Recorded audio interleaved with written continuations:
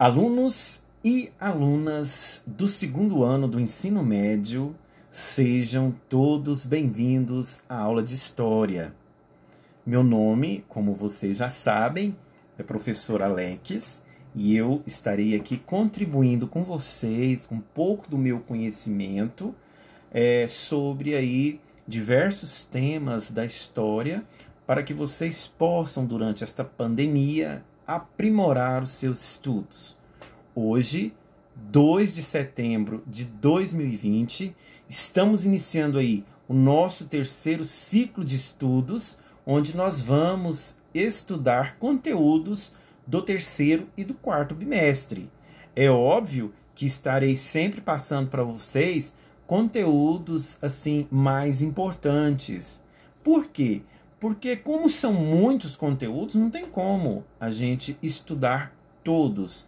Ainda mais este ano que nós estamos aí com aulas online, ok? Lembrando que você pode fazer as suas anotações, pode pegar o seu caderno, porque isso vai ajudar a você a desenvolver as nossas atividades e também as nossas avaliações. Qualquer dúvida que você tiver, pode entrar em contato comigo através do WhatsApp que está no grupo de estudos. Bom, alunos, apresentando o tema para vocês, é um tema bastante importante, como os demais, mas eu acredito que esse tema ele é bastante produtivo. Nós vamos falar, no início desse terceiro ciclo, da Revolução Industrial, tema que já foi cobrado no Exame Nacional do Ensino Médio e eu espero que em breve eles poderão cobrar novamente. É muito bom o estudo desta Revolução Industrial porque foi um momento aí no final do século XVIII, início do século XIX, onde houve uma grande transformação aí em nossas indústrias. Iniciando então os nossos trabalhos, vamos primeiramente dar o conceito de revolução. O que significa revolução para você, aluno? O que é revolução?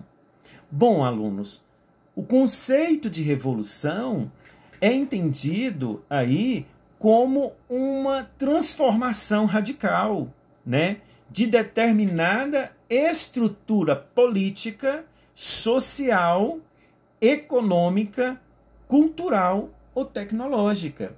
Mas o que significa isso? Isso significa que tudo o que diz respeito, né, à vida humana, esse conceito de revolução é fundamental, né, para entendermos os períodos históricos, né, aí que inclusive nós já estudamos, né, que são principalmente o período da Idade Moderna e o período da Idade Contemporânea, onde aconteceram aí vários fatores que contribuíram para esses acontecimentos revolucionários, como, por exemplo, a Revolução Inglesa, a Revolução Industrial, a Revolução Francesa, a Revolução Russa e também a Revolução Chinesa, dentre outras que aconteceram também.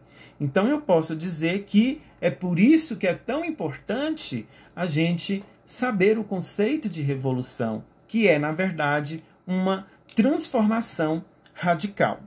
E quando nós, alunos, estudamos sobre a Revolução Industrial, é importante a gente saber sobre os antecedentes desta Revolução Industrial.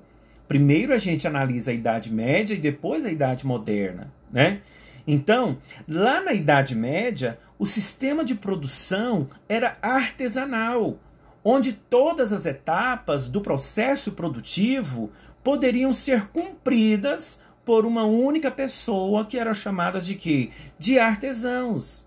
E essa pessoa era responsável, né, pelas ferramentas de trabalho, pela matéria-prima e pelo tempo de produção. Mas logo surgiu também as manufaturas, que eram locais aí onde os trabalhadores contratados por um comerciante eram reunidos aí em grupos e cada um desses grupos eram responsáveis por uma das etapas de produção. Então a gente vê aí a indústria desde a Idade Média aí dando início ao ciclo produtivo, né? Mas só que a indústria propriamente dita, ela vai aparecer apenas na Idade Moderna. Aqui na Idade Média a gente vê aí o principal trabalho aí, né, dos artesãos, né, onde eles vão produzir aí, né, o seu artesanato. Logo em seguida, né, vai acontecer aí as manufaturas, né, onde as pessoas vão se reunir em grupos para poder desenvolver o seu trabalho utilizando o quê? Sempre as mãos.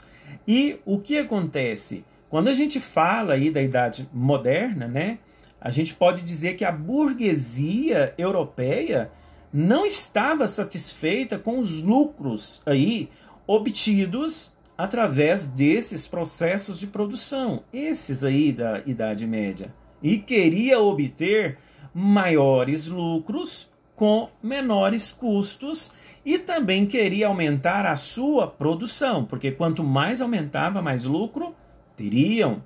E eles começaram então a investir na criação de projetos para aprimorar as técnicas de produção e na criação aí de máquinas para a indústria.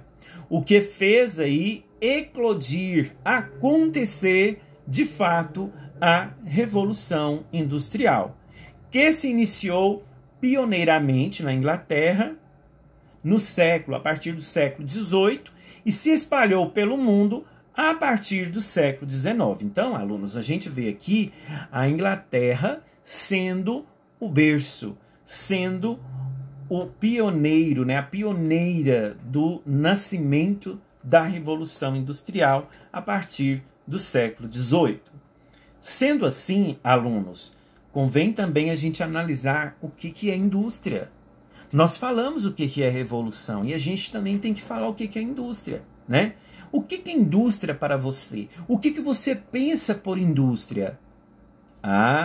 Se você falou que indústria é todo esforço do homem para transformar a matéria-prima em mercadoria, para isso ele se utiliza aí de ferramentas ou máquinas. Se você disse isso, você acertou, né? Por quê? A matéria-prima é que vai desenvolver a mercadoria dentro da indústria e essa mercadoria será vendida e todos vão obter o quê? Lucro, né? O fim, o objetivo de uma indústria, de uma empresa, é a obtenção de lucros, né? Então, indústria é isso que eu acabei de falar para vocês, correto?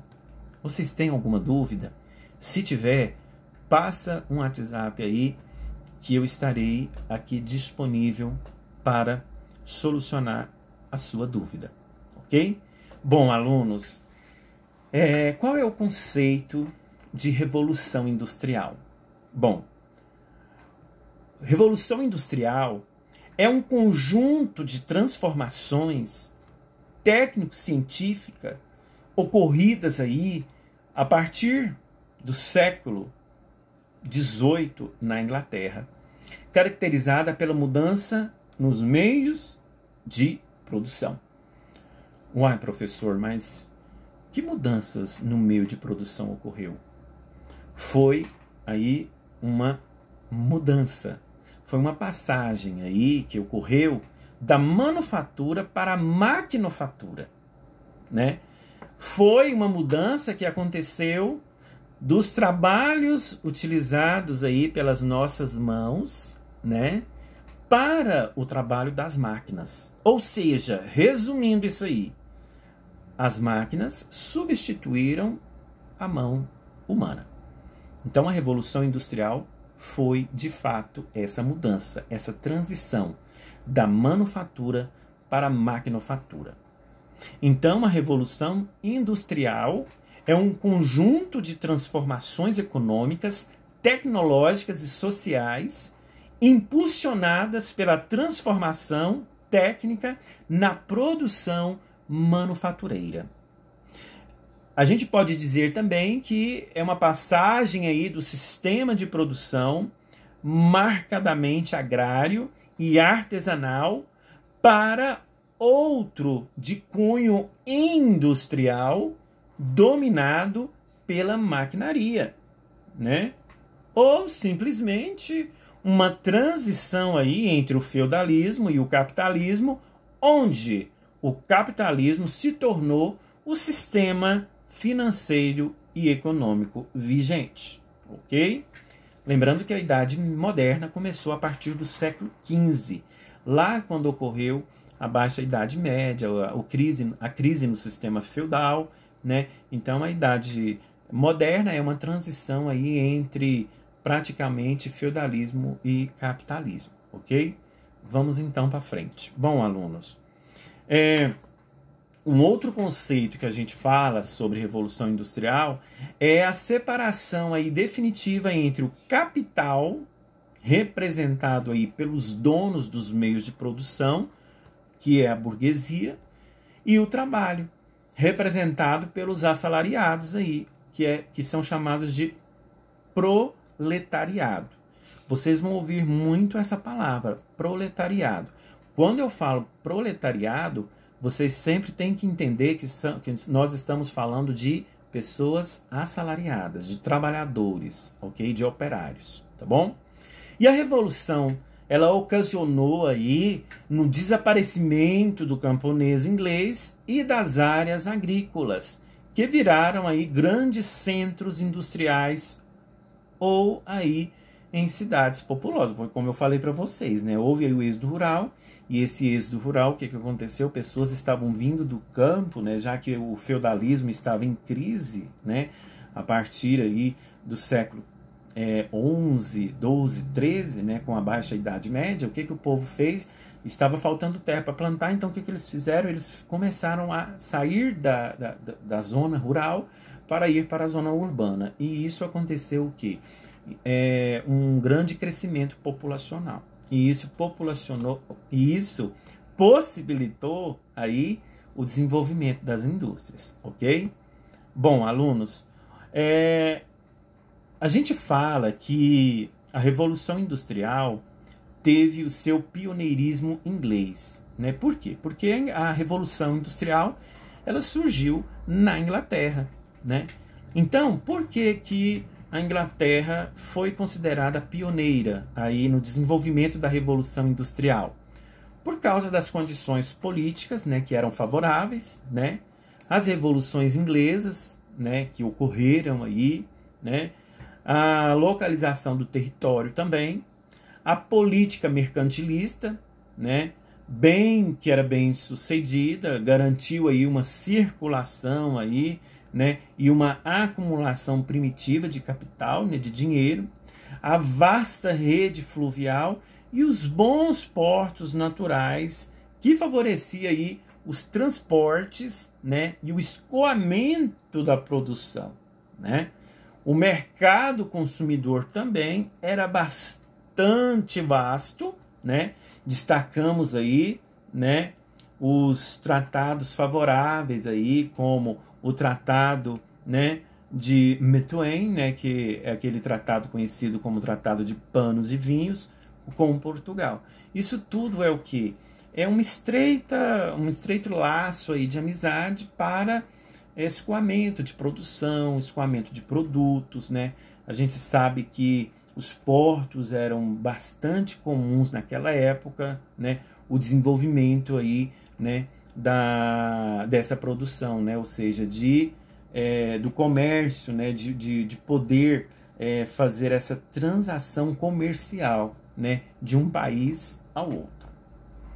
Sendo assim, a política dos cercamentos aí, que garantiu à Inglaterra matéria-prima e mão de obra farta e barata, né? Mas afinal, o que foram os cercamentos, né? Esses cercamentos aí, a gente quando diz esses cercamentos, né, constituiu aí no cercamento e expulsão dos camponeses das terras comunais, né, principalmente aí no final do século século 17 e 18, né, as áreas desocupadas passaram aí a serem utilizadas como pastagem para ovelhas, principal matéria-prima aí na época das manufaturas têxteis aí da Inglaterra, né? E também foi um evento aí importante na consolidação da noção de propriedade privada na Inglaterra. Então esses cercamentos aí foi muito importante, por quê? Porque contribuiu aí para a expulsão dos camponeses dessas terras, né? Para quê? Para que eles pudessem utilizar essas terras para fazer pastagens para as ovelhas. E essas ovelhas davam aí a principal matéria-prima para essas indústrias aí de manufaturas têxteis lá da Inglaterra. Foi por isso, então, que houve esses cercamentos entre o século 17 e 18 e que contribuiu para o avanço da Revolução Industrial. Bom, manufaturas. Quando eu falo manufaturas, alunos, é importante a gente analisar. Olha só. Quando eu falo de manufaturas, a gente tem que entender que é um trabalho manual, né? Geralmente desenvolvido por artesãos, né? O trabalhador, ele participa de toda a etapa do trabalho e não é disciplinado pelo tempo, porque também a manufatura, o trabalho manual, ele demanda aí de tempo, de dias, né? Não é como uma máquina que faz aí produtos em questão de segundos, de minutos e de horas, né? Então, essas manufaturas, a gente pode dizer que é aquele trabalho mais lento, né? Feito com as mãos. Agora, a maquinofaturas, né, é a utilização de máquinas, né? Há uma divisão do trabalho, há uma produção em série e uma dinâmica de tempo de produção.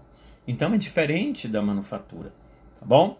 Então, sendo assim, vai uma pergunta para vocês aí. Por que que a Inglaterra foi a primeira? Por que que a Inglaterra foi a pioneira na Revolução Industrial? Porque eu já falei para vocês anteriormente, lembra? Né?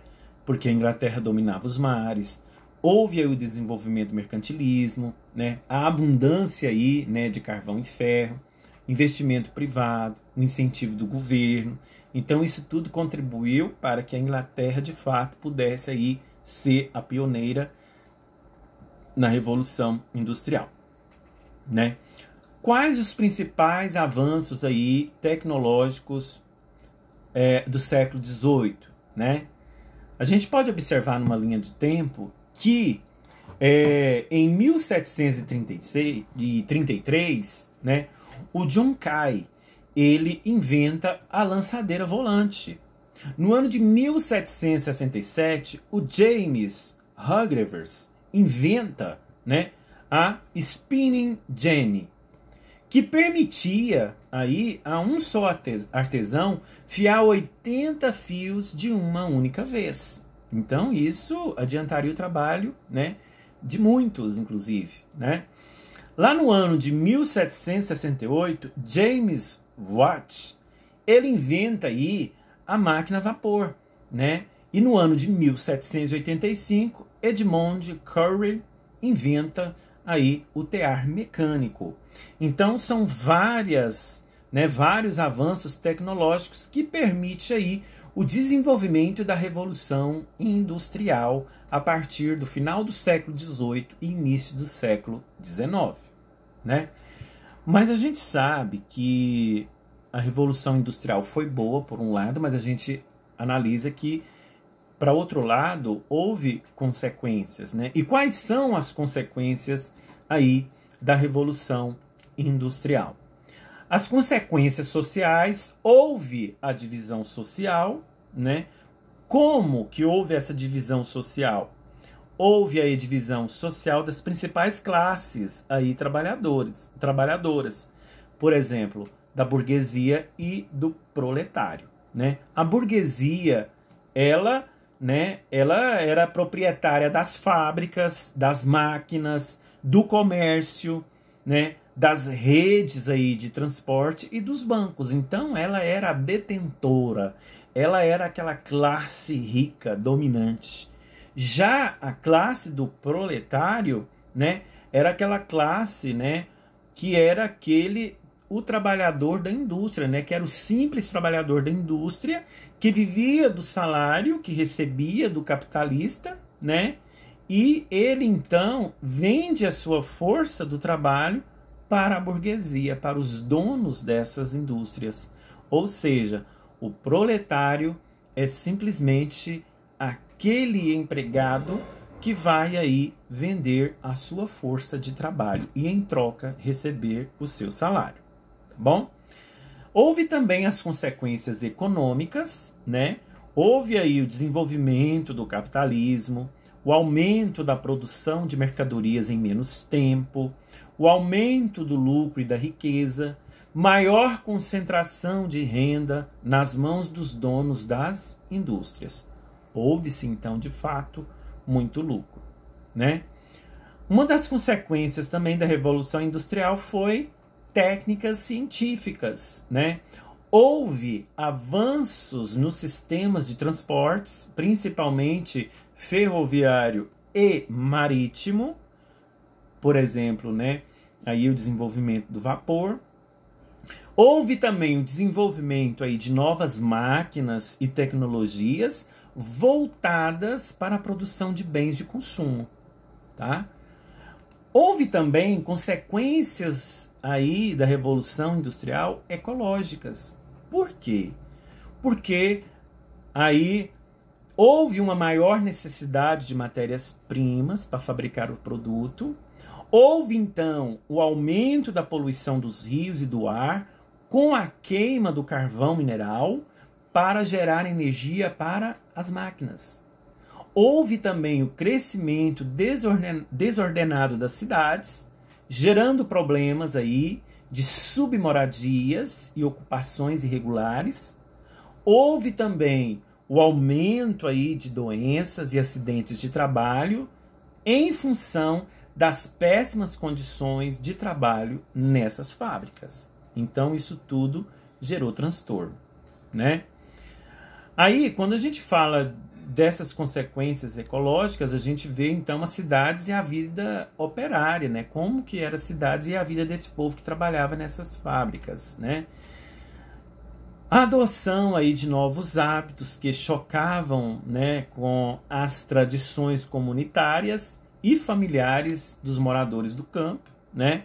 Nos centros urbanos, as festas religiosas, os casamentos, né, os festivais de colheitas, né, ocasião que garantia aí o contato e a solidariedade entre pessoas, desapareceram ou foram limitados aí pelas longas jornadas de trabalho que essas jornadas eram estabelecidas pelas fábricas. E esses trabalhadores, esses operários, chegavam a trabalhar de 14 a 16 horas por dia, né? E não havia férias, ou seja, não havia nenhum direito trabalhista para esses operários. O artesanato caseiro e as associações aí medievais de artesãos decaíram e praticamente sumiram, porque as fábricas foram ocupando os lugares. A expansão das fábricas atraiu aí trabalhadores das áreas rurais para as cidades, foi o que eu falei para vocês do êxodo rural. Muitos trabalhadores rurais foram expulsos aí devido ao processo de modernização da agricultura e, né, também dos cercamentos do campo para criar ovelhas, que eu já falei para vocês, né? A organização da classe operária. Bom, gente, as máquinas, elas eram vistas aí como responsáveis pelo desemprego e pela miséria. Longas jornadas de trabalhos, os baixos salários e a exploração dos trabalhadores. Falei para vocês que tinham trabalhadores que chegavam a trabalhar de 14 a 16 horas por dia, né? Houve aí em 1824, o parlamento inglês permitiu que as primeiras associações operárias fossem legalizadas, né, que eram chamados de sindicatos. Para quê? Esses sindicatos foram criados para proteger aí quem? Os trabalhadores, os operários, né? Houve também aí a organização da classe operária, né, o ludismo, né, que foram aí chamados de movimentos de quebradores de máquinas, né? Lembrando que esses quebradores de máquinas, que era conhecido como ludismo, eles acabavam quebrando máquinas como protestos aí pelas longas jornadas, más condições de trabalho, inclusive aí o baixo salário que eram pagos para esses operários. Houve também aí o cartismo, né, que foi o movimento que nasceu em Londres em 1837, quando uma associação de trabalhadores enviou aí ao parlamento a Carta ao Povo, né, o documento com mais de 1 milhão de assinaturas, queria o voto secreto, o sufrágio universal masculino, né, ou seja, o voto masculino, a renovação aí anual dos membros do parlamento, né, e aí a recusa do parlamento em aprovar a carta desencadeou aí uma onda de greves e manifestações, inclusive prisões, ok? Então, é por isso que é chamado cartismo, ok? Bom, nós podemos dizer aí das fases da Revolução Industrial.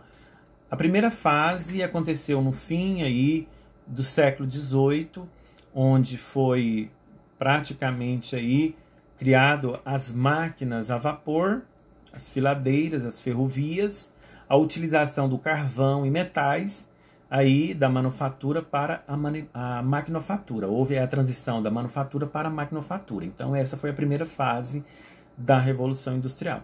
A segunda fase aconteceu aí no fim do século XIX, né, onde houve aí, né, a necessidade da eletricidade, né, foi criado aí o motor a combustão, né, o petróleo, a fundição de aço e o início aí das tecnologias de comunicação. E a terceira fase da Revolução Industrial, que foi do início aí dos anos de 1960, 1970 até os dias de hoje, né, aconteceram aí, né, os chamados biotecnologia, né, a nanotecnologia, a mecatrônica, os satélites, os cabos de fibra ótica, né, aí os computadores, os laptops, os celulares e etc. Então, nós estamos inovando a cada dia, né? Dentro desse conceito, o que nós podemos observar é que a vida dos trabalhadores nas fábricas, né? A gente pode observar que as fábricas do início da Revolução Industrial não apresentavam aí o melhor ambiente para esses trabalhadores, conforme eu já falei, né? As condições das fábricas eram precárias, eram ambientes aí com péssimas iluminações, eram abafados, eram sujos, os salários recebidos aí pelos trabalhadores eram muito baixos e chegavam a empregar o trabalho infantil e feminino, inclusive, tá? Os empregadores, eles chegavam a trabalhar, né? Os empregados, aliás, eles chegavam a trabalhar, né, até de 14 a 16 horas por dia e estavam sujeitos, inclusive, a castigos, né, físicos e também psicológicos. E quem que os agredia? Os patrões. Não havia direitos trabalhistas, conforme eu já disse, como, por exemplo, as férias, 13º, né, o 13º salário, o auxílio-doença, o descanso semanal, né, ou qualquer outro benefício. Quando eles ficavam desempregados, ficavam sem nenhum tipo de auxílio e passavam por situações de precariedade, né? Então, para aumentar a produtividade nas fábricas, o trabalho aí do operário foi dividido em diversas etapas, né? Surgindo assim as linhas de montagem, onde o operário não sabia ao certo, né, o conjunto da produção, como que se montava, né, aí o tal produto do começo ao fim, e somente a etapa na qual ele foi designada a fazer, né, na qual faz com que o trabalhador se especializasse aí cada vez mais em uma única etapa para que a produção ficasse cada vez mais rápida e de que poderiam ser produzidos aí, né, e comercializados grandes quantidades de um mesmo produto, né? Então, eu sempre falo que essa questão de se qualificar é muito importante, porque o trabalhador qualificado ele tem mais chances de crescer dentro da indústria, né? Bom, as novas ideias, né? Com a consolidação da Revolução Industrial, surgem novas ideias que contestavam aí o individualismo liberal, que caracterizava aí as práticas do liberalismo econômico e os principais aí aspectos da economia clássica, né? Configurando assim como uma resposta aos problemas sociais que existiam naquela época, né? As más condições de vida dos trabalhadores, ok? Bom, diante disso foi surgindo então as doutrinas sociais, né? Diante aí da miséria imposta pelo sistema capitalista, né? Propostas políticas tratando da questão operária passavam a dividir o espaço com o liberalismo, né? As ideologias como socialismo utópico, socialismo cristão, anarquismo e socialismo científico foram doutrinas criadas nesta época para proteger de fato aí esses operários. Quando a gente fala de ideologias para a era industrial, a gente sempre tem que entender o seguinte, olha só. Com o desenvolvimento industrial, surgiram várias correntes ideológicas que pretendiam justificar e apoiar o capitalismo, que são chamadas de doutrinas liberais, né? Ou condená-lo e destruí-lo, que são as doutrinas socialistas. Vamos fazer agora uma comparação entre capitalismo e socialismo. Bom, no capitalismo, a propriedade é privada e é controlada pela burguesia. No socialismo, a propriedade é coletiva e é controlada pela socialização, pelo povo. No capitalismo, o proletário trabalha para a burguesia e no socialismo, o proletário trabalha para a sociedade, né? No capitalismo, o objetivo é o lucro e no socialismo, o objetivo é o bem-estar coletivo, né? No capitalismo, a economia é baseada no mercado e no socialismo, a economia é planificada pela sociedade. Então, capitalismo, lucro. Socialismo é o bem-estar coletivo, ok? Bom, o que vem a ser o socialismo utópico dentro das doutrinas sociais? Esse socialismo utópico ele surge na França em meados aí do século XIX. A igualdade ela se dará através da bondade e justiça humana, de forma pacífica. Aqueles que têm propriedades saberão dividi-las com os que não possuem. A atuação do Estado, que através aí da centralização da economia, evitaria os abusos típicos do capitalismo. A falta aí de embasamento científico leva a denominação para tal corrente de utópica ou romântica, ou seja, aquilo que estaria longe de acontecer, né? Então, o socialismo utópico era, na verdade, um sonho, né? Que era difícil de ser realizado. Outra questão importante, o socialismo cristão.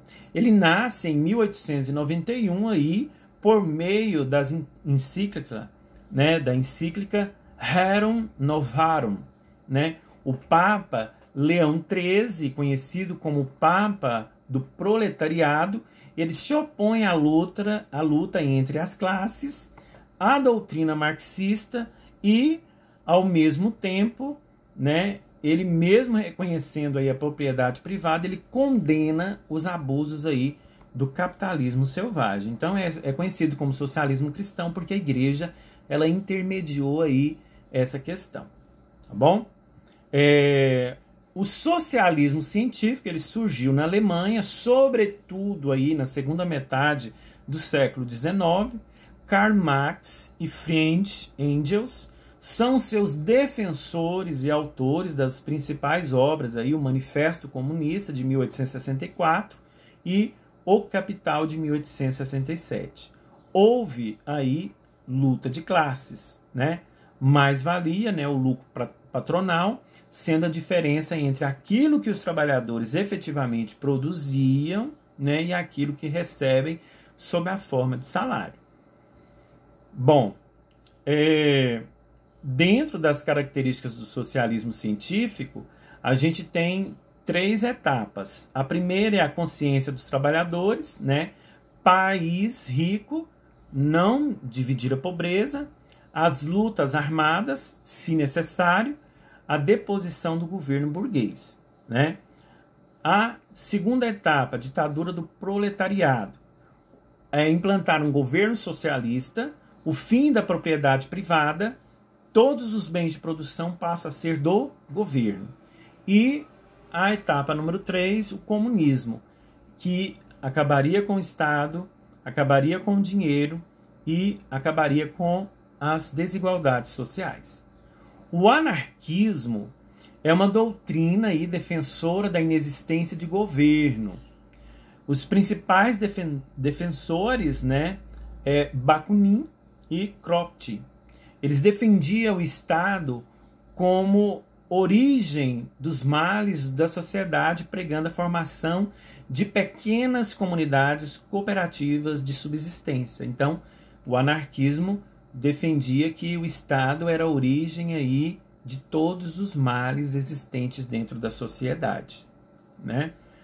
Bom, alunos, acredito que deu para entender um pouco o que foi a Revolução Industrial. Lembrando que essa Revolução Industrial está presente até os dias de hoje. Nós estamos vivenciando a terceira etapa da Revolução Industrial, a terceira fase, né, que nós estamos vivendo. E a cada dia há mais evolução, há mais aí, tecnologias implantadas para melhorar as condições de trabalho das pessoas. E a gente pode dizer que melhorou muito a vida, né? Principalmente para o trabalhador que tem todos os seus direitos trabalhistas garantidos, ok? Bom, eu vou ficando por aqui. Espero que você compreendeu esta aula. Nos veremos na próxima aula e um grande abraço a todos. Até mais.